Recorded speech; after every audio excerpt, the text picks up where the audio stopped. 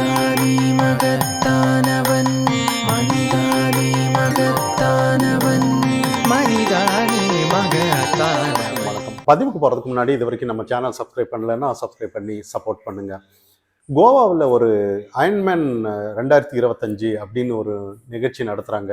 வருஷம் நடத்துகிறாங்க. இதில் பொதுவாக எல்லா நாட்டிலையும் இது ஃபிட்னஸ்க்காக நடத்துகிறாங்க. கோவாவில் நடந்த இந்த நிகழ்ச்சியில் வந்து நம்மளோட தலைவர், முன்னாள் மாநில தலைவர் அண்ணாமலை அவர்கள் கலந்து இருக்கிறாரு. இதுக்கு முன்னாடி வந்து தேஜஸ்வி சூர்யா அவர்கள் எல்லாம் கலந்து இருக்கிறாரு. இந்த போட்டியில் என்ன பண்ணணும்னா, அதாவது மொத்தம் வந்து 113 கிலோமீட்டர், அதில் வந்து நீச்சல் வந்து 1.9 கிலோமீட்டர் போகணும். அதை தாண்டி சைக்கிளிங், ஒரு மேடும் பள்ளம் அப்படின்னு சொல்லி ஒரு 90 கிலோமீட்டர் இருக்கும். அதுக்கப்புறமா ஒரு ஓட்டம், ரன்னிங் வந்து 21.1 கிலோமீட்டர், மொத்தமாக 113 கிலோமீட்டர். தேஜஸ்வி சூர்யா அவர்கள் வந்து 8 மணி 17 நிமிஷத்தில் ரீச் பண்ணியிருக்கிறாரு இதை.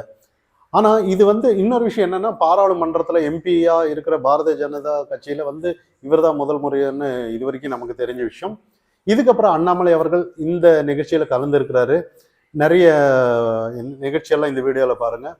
ஆனால் இதில் எத்தனை மணி நேரத்துக்கு முன்னாடி, அதாவது அதில் யார் குறைவான நேரத்தில் அதை ரீச் பண்ணுறாங்களோ அவங்க தான் அயன்மேன் அந்த இது கொடுக்குறாங்க.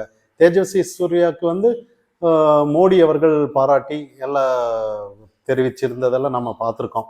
ஆனால் இந்த மாதிரி அப்போ இந்த நிகழ்ச்சியில் வந்து அண்ணாமலை அவர்கள் வந்து வெற்றி பெற நமது வாழ்த்துக்கள் தான். ஆனால் ஒரு மனிதர் வந்து, அதாவது படிப்பிலையும் முதலாக இருந்து, ஒரு பொலிட்டிக்கலாக வந்தாலும் கூட முதன்மையாக இருந்து, அதே ஒரு விவசாயத்துறையிலும் ஆடு மாடு அப்படின்னு சொல்லி, பால் பண்ண வைக்கிற அப்படின்னு சொல்லி எல்லாத்துலேயும் ஒரு சிறந்து விளங்கக்கூடியவர் அண்ணாமலை அவர்கள். இந்த அயன்மேன் நிகழ்ச்சியில் கலந்து கொண்டது கூட எல்லாமே கூர்ந்து கவனிச்சுட்டு இருக்காங்க. ஏன்னா ஒரு மனிதர் மல்டி பர்சனாலிட்டின்ற மாதிரி இவ்வளவு எப்படி சாத்தியம் அப்படின்ற மாதிரி தான் இன்னைக்கு ஒரு அரசியல் தலைவர்கள், சாதாரண யங்ஸ்டர்ஸ்க்கெல்லாம் அது ஒரு மோட்டிவேஷனாக இருக்கும். நானும் அது மாதிரி போகிறேன், இல்லை இதுக்கு முன்னாடி யாராவது இருந்தாலும் கூட அண்ணாமலை அவர்கள் அவரை பார்த்து நான் போகிறேன் அப்படின்னு ஒரு மோட்டிவேஷனெல்லாம் பார்த்துட்டு போகிறத நம்ம பார்க்குறோம். ஆனால் இங்கே வந்து அண்ணாமலை அரசியலில் வந்து அண்ணாமலை மாதிரி இந்த தேஜஸ்வி இவங்கள மாதிரி யாருமே இல்லையேன்னு பாராட்டிட்டு இருக்காங்க. ஆனால் இந்த இடத்துல திராவிட கட்சிகள் இன்னைக்கு நேற்று அறிவுசார் நிகழ்ச்சியில் வந்து ஒரு நிகழ்ச்சி நடந்திருந்தது. அதை எல்லாரும் நீங்கள் பார்த்துருப்பீங்கன்னு நினைக்கிறேன். அந்த உண்மையிலேயே இது எப்படி மக்கள் புரிஞ்சுக்கிறாங்கங்கிறத நீங்கள் பாருங்கள். அதாவது துரைமுருகன் அவர்கள் வந்து பேசுகிறாரு, பக்கத்தில் வந்து முதலமைச்சர் வந்திருக்கிறாரு, உதயநிதி அவர்கள் உட்கார்ந்துருக்கிறாரு. இந்த இடத்துல அவர் பேசுகிறாரு, அதாவது நான் கலைஞர் இருக்கும்போதுலேருந்து நான் வந்திருக்கேன், கலைஞர் அப்பெல்லாம் சொல்லுவார் என்னோட பிள்ளை வந்து எனக்கு மிஞ்சி வருவார் அப்படின்னு சொன்னார். அதே மாதிரி தான் இவர் தளபதி அவர்கள் உண்மையிலேயே கைத்தட்டுற அளவுக்கு வந்துட்டாரு. நிர்வாகத்திறன் இந்த மாதிரி நிறைய அவர் ஆட்சியில் எப்படி நடத்தணுங்கிறதுலாம் சிறந்து விளங்கக்கூடியவர் அப்படின்னு பேசுறாரு. இதை நீங்க எப்படி பாக்குறீங்கன்னு பாருங்க. இதுக்கு அப்புறம் வர்றேன். ஆனா அதுக்கு தாண்டி அடுத்தது வந்து, அதாவது ஒரு இப்போ ஒரு 75 ஆண்டு ஆயிடுச்சு, இன்னும் 100வது ஆண்டுலேயும் கூட, அதாவது உதயநிதி அவர்கள் ராஜராஜ சோழனுக்கு அப்புறம் ராஜேந்திர சோழன் எப்படி தந்தையே மிஞ்சினாரு, அந்த மாதிரி உதயநிதி அவர்களும் வருவாரு அப்படின்னு ஒரு கருத்து சொல்லும்போது தான் இது நக்கலா சொல்றாரா இல்லை உண்மையா பெருமையா சொல்றாரான்ற மாதிரி தான். ஏன்னா இவங்க எல்லாம் தானே ஏதாவது ஒரு பாசிசம் அது இதுன்னு எல்லாம் ஒரு பார்ப்பனியம் அப்படின்னு பேசுறவங்க.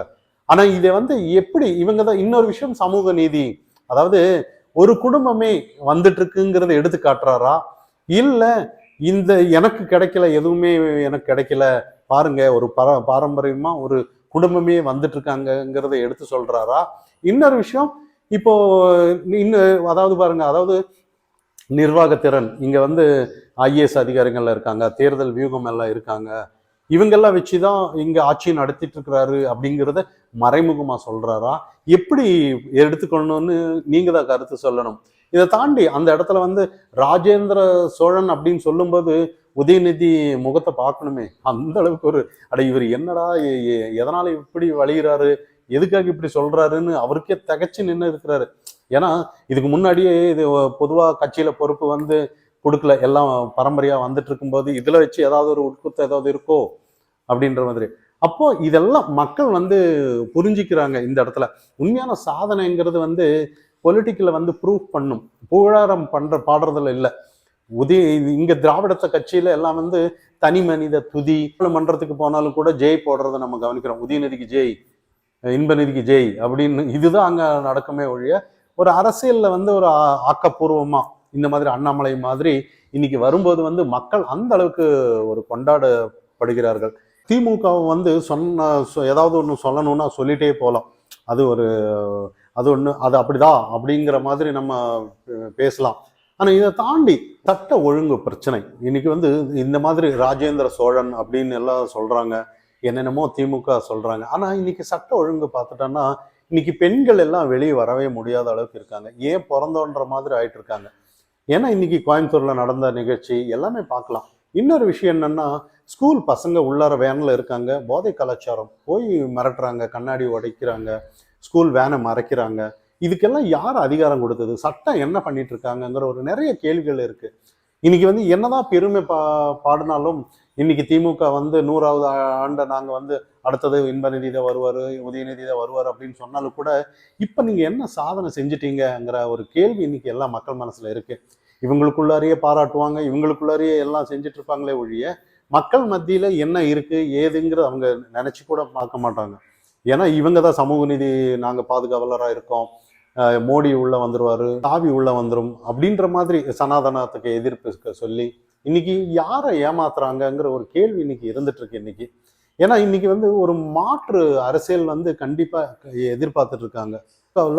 முதல் அமைச்சர் அவர்களும் கூட ஒரு விஷயத்த பேசியிருக்கிறார். அதாவது எங்க ஆட்சி பார்த்து லல்லு பிரசாத் யாதவ் எல்லாம் பாராட்டியிருக்காங்க, ராகுல் காந்தி அவர்கள் பாராட்டுறாரு, சரத்பவார் எல்லாம் பாராட்டுறாரு, இதே மாதிரி அரவிந்த் கெஜ்ரிவால் எல்லாம் பாராட்டுறாங்க அப்படின்னு நிறைய கருத்துக்களை அவர் சொல்லிட்டு வந்தாரு. ஆனா ஒரு பக்கம் பார்த்தோம்னா நிறைய தொண்டர்கள் வந்து ஒரு விதத்துல கலாய்ச்சிட்டு இருக்காங்க. அதாவது அவங்க எல்லாம் ஊழல் செஞ்சவங்க தானே, அப்ப உங்களை வந்து எல்லாம் ஊழல் செஞ்சவங்க தான் எல்லாரும் பாராட்டிட்டு இருக்காங்க, வேற யாரும் நீ உங்களை பாராட்டல, அப்ப என்ன திமுக வந்து ஊழலுக்கு ஆதரவான்ற மாதிரி நிறைய கருத்துக்கள் இங்க சொல்லிட்டு வர்றதெல்லாம் நம்ம கவனிக்கலாம். ஆனா இந்த லட்சணத்துல வந்து அதாவது நாங்க ஆட்சிக்கு 2026 வர்றோம் அப்படின்னு சொல்றதும், எதிர்கட்சியா இருக்கிறவங்களுக்கு கூட எண்ணிக்கை முக்கியம் அல்ல, எண்ணம் தான் முக்கியம் அப்படின்னு சொல்லி இன்னைக்கு பிஜேபி எல்லாம் ஏதோ ஒன்று சொல்றது வந்து ஒரு ஒரு திராவிடத்திற்கு அதாவது திமுகவுக்கு ஆதரவா இருக்கோன்ற மாதிரி தான் இன்னைக்கு செங்கோட்டையனோட நிலைப்பாடானாலும் சரி, டிடிவி தினகரன் ஆனாலும் சரி, ஓபிஎஸ் அவர்கள் ஒரு விஷயத்த சொல்லியிருக்கிறாரு. இந்த மாதிரி நாங்க வந்து அதாவது வைகோ ஒரு விஷயத்த சொல்லியிருக்கிறாரு, அம்மையார் இருக்கும்போது ஜெயலலிதா அம்மையார் இருக்கும்போது நான் இந்த மாதிரி கூட்டணி விஷயத்த பேச சொல்லியிருந்தேன், ஆனா அவர் அன்னைக்கு வந்து பேசல அப்படின்னு ஒரு விஷயத்த சொல்லியிருந்தாரு. ஆனா அதுக்காக ஒரு ஓபிஎஸ் அவர்கள் ஒரு விஷயத்த சொல்லியிருக்கிறாரு, இந்த மாதிரி அந்த விஷயத்த நான் சொன்னேன்னா வைகோ அவர்கள் மனசு புண்பற்றும் அப்படின்னு ஒரு விஷயத்த சொல்றாரு. புண்பட்டா என்ன சொல்ல வேண்டியதுன்னு இங்க ஒரு கேள்வி இருக்கு. ஆனா அது ஏன் சொல்ல மாட்டாரு? ஏன்னா அப்படி சொன்னா நாளைக்கு இவர் வந்து டிஎம்கேல தான் போவாரோ அப்படிங்கிற ஒரு கேள்விக்குறி எல்லாருக்கும் இருந்துட்டு இருக்கு. அப்படி போனான்னா ஒவ்வொருத்தரும் கூட்டணியில இருப்பாங்க, முகத்தை பார்க்கணும் அப்படிங்கிற விஷயமும் இங்க இருக்கு. ஆனா இதெல்லாம் தாண்டி செங்கோட்டையன் அவர்கள் ஒரு பக்கம் கதறி நேத்து ஒரு பிரஸ் மீட்டிங் கொடுத்திருந்தாரு. அது என்னதான் நடந்தாலும் கூட இப்போ பொதுவா டிடிவி தினகரன் எல்லாமே இவங்களோட நிலைப்பாடு வந்து திமுக வின் பண்றதுக்கு தான் இவங்க ஒரு இருக்காங்க, அது யதார்த்தமா தெரியுது. ஏன்னா இபிஎஸ் அவர்கள் பதவிக்கு வரக்கூடாதுங்கிறதுக்காக தான் இருக்காங்க. இன்னைக்கு திமுகவும் அண்ணா திராவிட முன்னேற்ற கழகம் அதாவது கஷ்டப்பட்டு எம்ஜிஆர் வழி நடத்தி வந்து யாரு நம்ம ஜெயலலிதா அம்மையார் கஷ்டப்பட்டு வளர்த்திய கட்சி, இன்னைக்கு இருக்கிறவங்க எல்லாம் வந்து ஏதோ திமுகவுக்கு ஆதரவா போறது வந்து ஒரு ஆச்சரியமா தான் இருக்கு. இன்னைக்கு இபிஎஸ் அவர்கள் எப்படியாவது வரக்கூடாது, திமுக வந்தாலும் பரவாயில்ல இபிஎஸ் வரக்கூடாது அப்படின்னு ஒரு கருத்து. ஆனா இந்த இடத்துல பாஜக வந்து ஒரு நிலைப்பாடு எடுக்கிறாங்க, எங்களுக்கு எண்ணம் தான் முக்கியம், எண்ணிக்கை முக்கியம் அல்ல அப்படின்னு கஷ்டப்பட்டு ஒரு கட்சியை வளர்த்தாங்க. அண்ணாமலை அவர்கள் ஒரு பக்கம் இருக்கிறாரு. ஆனா இந்த இடத்துல வந்து நாங்க கட்சி இத்தனை சீட்டு வாங்குறோம், இத்தனை பெர்சன்டேஜ் வாங்கியிருக்கோம் அப்படின்னு சொல்றதுதான் ஒரு தொண்டர்களுக்கு உற்சாகமாகும். ஆனா இந்த இடத்துல இந்த மாதிரி கருத்து சொல்லும்போது இன்னைக்கு தொண்டர்கள் வந்து ஒரு வியப்பா நின்றுட்டு இருக்கிறத நம்ம கவனிக்கலாம். எது எப்படியோ அண்ணாமலை அவர்கள் எல்லாருமே எதிர்பார்க்குறாங்க 2026 தேர்தலில் வந்து உண்மையிலே அண்ணாமலையோட பங்கு இருக்கும். ஒரு கணக்கு போட்டுட்டு இருக்காங்க, விஜய் வந்தார்னா காங்கிரஸ் அதாவது கர்நாடகாவில் இல்லை கேரளாவில் ஏதாவது ஒன்று பண்ணலாம் அப்படின்னு காங்கிரஸ் வந்து ஒரு முடிவு எடுத்திருக்கலாம், விஜய் கூட கூட்டணி அப்படின்ற மாதிரி. ஆனால் அதே இன்னைக்கு அண்ணாமலைக்கு வந்து வந்தே பாரத் இன்னும் நிறைய சார் அந்த ஒரு விழிப்புணர்வுக்காக வந்து அண்ணாமலைக்கு நிறைய பொறுப்பு கொடுத்துருக்காங்க. வந்தே பாரத் அதுக்கு 8 மாநிலங்கள் இதெல்லாம் பார்க்கும்போது அண்ணாமலையும் கூட இந்த எல்லா மாநிலங்களுக்கும் ஒரு ஃபேமஸா எடுத்துட்டு போறாங்களோ மத்திய பாஜக அப்படிங்கிற ஒரு சின்ன ஒரு புரிதலும் வருது. கண்டிப்பா அண்ணாமலை வந்து என்ன பொறுப்பு கொடுத்தாலும் அவர் வெற்றியா வருவாருன்னு தான். இதுக்கப்புறம் கண்டிப்பா எலெக்ஷன் வந்துடும், கூட்டணி என்ன ஏதுன்னு எல்லாம் அறிவிப்பாங்க. இதுக்கப்புறம் வந்து ஒரு ஒரு தெளிவான பாதை கிடைக்கும் அப்படின்னு அண்ணாமலை அவர்கள் வெயிட் பண்ணிட்டு இருக்கிறாரு. 2026 தேர்தலுக்கு வந்து எது எப்படியோ அண்ணாமலையோட பங்கு இருக்கும். மக்கள் அண்ணாமலை போன்ற ஒரு மகத்தான தலைவர்கள் வேணும்னு எதிர்பார்த்துட்டு இருக்காங்க. இங்க ஏதோ ஒரு கூட்டம் ஒரு கட்சியை வளர்க்கறதுக்காகவோ இல்ல ஒவ்வொருத்தரும், இதாவது மக்களா தேர்ந்தெடுக்கிறது வேற, தானா இந்த மாதிரி ஒரு பணியும் செய்யாம சும்மா பரம்பரை பரம்பரையா வந்து இப்போ உதயநிதியை வந்து பரம்பரை பரம்பரையா பாராட்டுறதானாலும் சரி, இதெல்லாம் மக்கள் ஏற்றுக்கொள்ள மாட்டார்கள் அப்படின்னு தான். 2026 தேர்தலில் இந்த மாதிரி எல்லாம் இருக்காது. மக்கள் விரும்பும் தலைவராக தான் இருப்பாங்க. ஏன்னா விஜய் கூட மக்களுக்காக என்ன செய்யற ஏது செய்யறேன்னு எதுவுமே சொல்லலை. அதாவது ஒரு ஆக்டிவ் இல்லை அரசியல்ல, சினிமாவில் ஒரு ஹீரோவா இருந்திருக்கிறாரே ஒழிய மக்கள் மத்தியில அரசியலுக்கு மக்கள், அதாவது பொது வெளியில வந்து இன்னும் ஒரு ப்ரெஸ் மீட்டிங் கொடுக்கல. அவரோட டேலண்ட் என்ன எதுவுமே வரல. இது வரைக்கும் வந்ததெல்லாம் ஃபெயிலியர் தான். இதுக்கப்புறம் எப்படி வரும்னு நம்ம எதிர்பார்க்க முடியாது. ஆனா அது வர்ற வரைக்கும் இங்க வந்து அண்ணாமலை தான் மாசுன்னு நம்ம தைரியமா சொல்லலாம். மனிதானி மகத்தானவன், மனிதானி மகத்தானவன்.